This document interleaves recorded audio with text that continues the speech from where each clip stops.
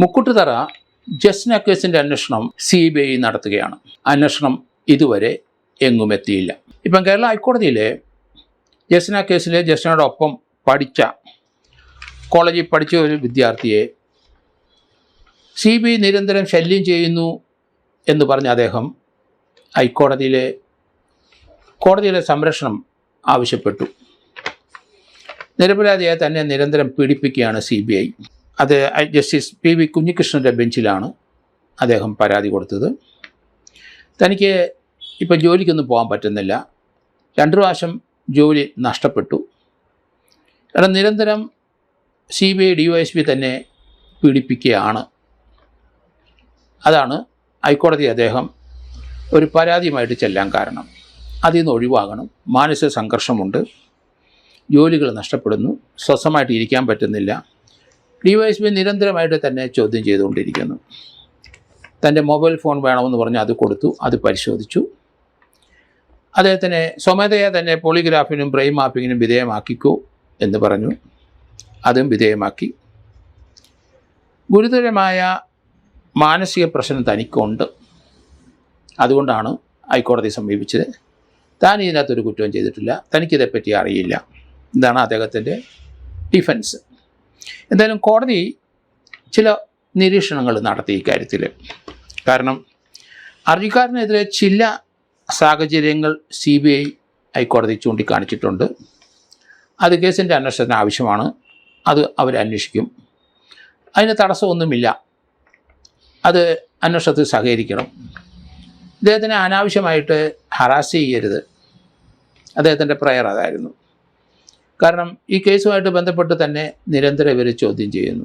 ഈ കേസ് നമുക്കറിയാം 2018 മാർച്ച് 22-നാണ് മുക്കുട്ടുതറയിൽ നിന്ന് ജസ്നയെ കാണാതെ പോയത്. ജസ്ന വീട്ടിൽ നിന്നിറങ്ങി രാവിലെ 10 മണിക്ക് ഒരു ഓട്ടോയിൽ കയറി എരുമേലി വന്നു. എരുമേലിയിൽ നിന്ന് ഒരു ബസ്സിൽ കയറി മുണ്ടക്കയത്തിന് പോകുന്ന ബസ് വഴിക്ക് അമ്മയുടെ അനിയത്തിയുടെ വീട്ടിൽ ഇറങ്ങും എന്നാണ് വീട്ടിൽ പറഞ്ഞിരുന്നത്. പക്ഷെ അവിടെ ഇറങ്ങിയില്ല, ജസ്നയെ കണ്ടേയില്ല. ഇത്രയും വർഷങ്ങളായിട്ട് ജസ്ന എവിടാന്ന് ഒരു പിടിയുമില്ല. വലിയ വലിയ കഥകൾ പലയിടത്തു നിന്നും പൊങ്ങി വരുന്നുണ്ട്, അതിലൊന്നും അർത്ഥമില്ല എന്നുള്ളതാണ്. പക്ഷേ ഇതിനകത്ത് ജസ്ന വീട്ടിൽ നിന്ന് പോകുമ്പോൾ 22-ന് ജസ്ന വീട്ടിൽ നിന്ന് രാവിലെ 10 മണിക്ക് ഇറങ്ങി. ജസ്നയുടെ അമ്മ, ജസ്ന മരിക്കുന്നതിന് ഏകദേശം 8-10 മാസം മുമ്പ് മരിച്ചു പോയിരുന്നു അസുഖത്താൽ. പിതാവ് ജോലിക്ക് പോയി, ബ്രദർ കോളേജിൽ പോയി, ജസ്ന വീട്ടിൽ സ്റ്റഡി ലീവായിരുന്നു. അവർ രണ്ടുപേരും പോയി കഴിഞ്ഞപ്പം 10 മണിയോടെ വീട്ടിൽ നിന്ന് ഇറങ്ങി ധൃതി പിടിച്ചൊരു ഓട്ടോയിൽ കയറി.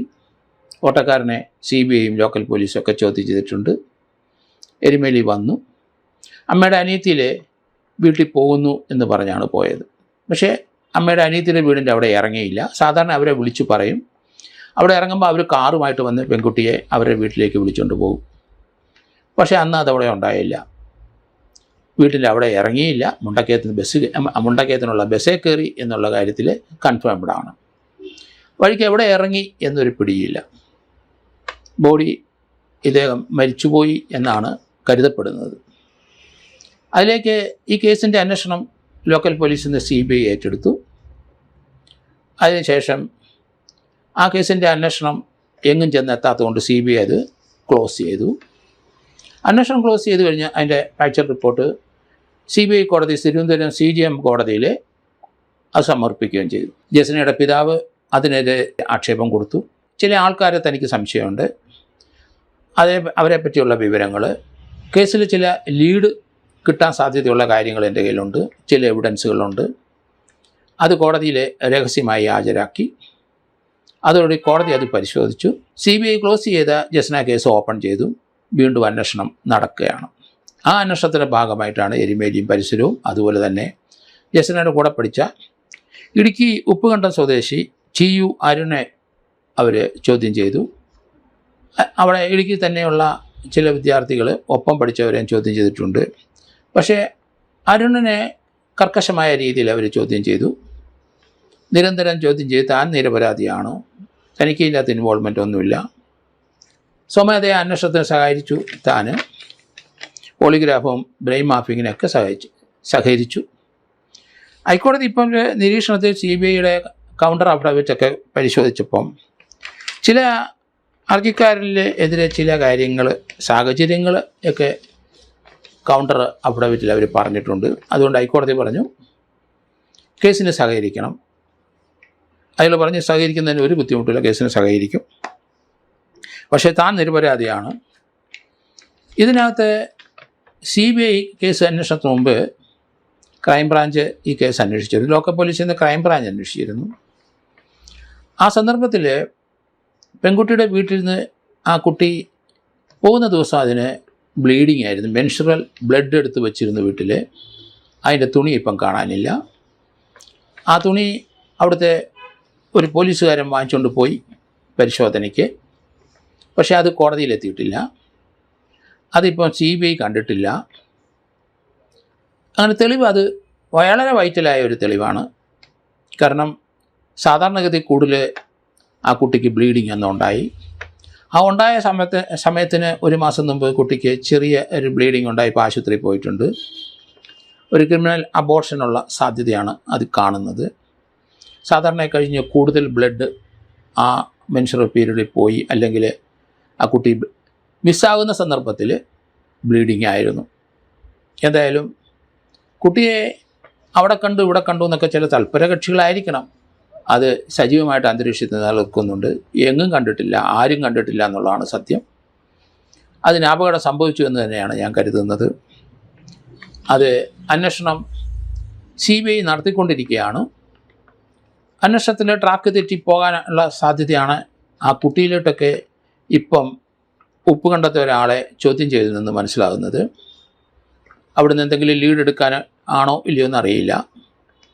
എന്തായാലും 6 മാസത്തിനകം അന്വേഷണം തീർക്കണം എന്ന് ഹൈക്കോടതി ജഡ്ജി പറഞ്ഞു കഴിഞ്ഞു. ഇനി ഇത് വലിച്ചു നീട്ടരുത്. ജസ്റ്റിസ് B കുഞ്ഞികൃഷ്ണൻ്റെ നിരീക്ഷണത്തിൽ 6 മാസത്തിനകം ഈ കേസിൻ്റെ അന്വേഷണം പൂർത്തിയാക്കണം. എന്തായാലും ഇതുവരെ വൈറ്റലായ ഒരു എവിഡൻസ് ഇതിനകത്ത് CBIക്ക് ലഭിച്ചിട്ടില്ല എന്നാണ് കരുതുന്നത്. കാരണം ആ കുട്ടി കൊലയിലെ ആരോ ആയിട്ട് ബന്ധമുണ്ടായിരുന്നു എന്നുള്ള കാര്യത്തിൽ യാതൊരു സംശയമില്ല. അതിലേക്കായിരിക്കണം CBI ഇപ്പോൾ അന്വേഷണം മുന്നോട്ട് കൊണ്ടുപോകുന്നത്. ഏതായാലും CBI ഒരു ഫൈനൽ അതോറിറ്റി അല്ല ഇന്ത്യയിൽ. ലോക്കൽ പോലീസ് ഒക്കെ കേസ് അന്വേഷിച്ച് കഴിഞ്ഞാൽ തെളിയാതെ വരുമ്പോൾ CBIയിലോട്ട് നമ്മൾ വേറെ മാർഗമില്ലാതെ ലോക്കൽ പോലീസിൻ്റെ വിശ്വാസം അല്ലെങ്കിൽ കേരള പോലീസിൻ്റെ വിശ്വാസം ഇല്ലാതെ വരുമ്പോഴാണ് CBIക്ക് വരുന്നത്. ഒരു ഡിപ്പാർട്ട്മെൻറ്റിൽ ഒരാൾ അന്വേഷിച്ചപ്പം ആ ഡിപ്പാർട്ട്മെൻറ്റ് മുഴുവൻ എതിര് പറയാൻ പാടില്ല. യൂണിറ്റ് മാറിപ്പോകണം. ഈ കേസിൻ്റെ നേരത്തെ അന്വേഷിച്ച യൂണിറ്റ്, ക്രൈംബ്രാഞ്ച് യൂണിറ്റ്, വേറൊരു യൂണിറ്റിനെ ഏൽപ്പിക്കണം. ധാരാളം വെറ്ററന്മാരായ SP-മാർ നമുക്കുണ്ട്, DYSP-മാരും ഉണ്ട്, നല്ല അന്വേഷണം അറിയാവുന്നവരുണ്ട്. ഒരു യൂണിറ്റ് ആ ഒരു കേസിനകത്ത് ഫെയിലിയർ ആയാൽ മറ്റ് യൂണിറ്റിലേക്ക് മാറ്റി കൊടുക്കണം. അല്ലാതെ CBIയിൽ മാത്രം നമ്മൾ ഡിപ്പെൻഡ് ചെയ്യരുത്. CBIയിലെ ഒരു 60-70% ആൾക്കാരും ഡെപ്യൂട്ടേഷൻ വരുന്നവരാണ്, അവരുടെ സ്വന്തം സ്റ്റാഫല്ല. ഈ ലോക്കൽ പോലീസിൻ്റെ അന്വേഷണ രീതിയിലല്ല CBI അന്വേഷണം മുന്നോട്ട് കൊണ്ടുപോകുന്നത്. വ്യത്യസ്തമായ രീതിയിലും വ്യത്യസ്തമായ സാഹചര്യത്തിലും ആണ് അവർ അന്വേഷണം നടത്തിക്കൊണ്ടിരിക്കുന്നത്. വളരെ ഡിലേഡായിട്ട് ശേഷമാണ് CBI രംഗത്ത് വരുന്നതും. അതുകൊണ്ട് അവർക്ക് ഈ പറയുന്ന രീതിയിലൊരു റിസൾട്ട് മിസ്സിംഗ് ആയ ആൾക്കാരെ കണ്ടെത്താനായിട്ട് കഴിയുമോ എന്ന് എനിക്ക് സംശയം തന്നെയുണ്ട്. എന്തായാലും CBIയുടെ ഇപ്പോഴത്തെ അന്വേഷണം അവർ ആ കുട്ടി പഠിച്ചുകൊണ്ടിരുന്ന സന്ദർഭത്തിൽ ആ കുട്ടിയായിട്ട് അസോസിയേറ്റ് ചെയ്ത എത്ര പേരുണ്ട് അവരെയൊക്കെ തന്നെയാണ് ചോദ്യം ചെയ്യുന്നത്. അവിടെ നിന്ന് ലീഡ് ലഭിക്കട്ടെ എന്നാണ് എൻ്റെ പ്രാർത്ഥന.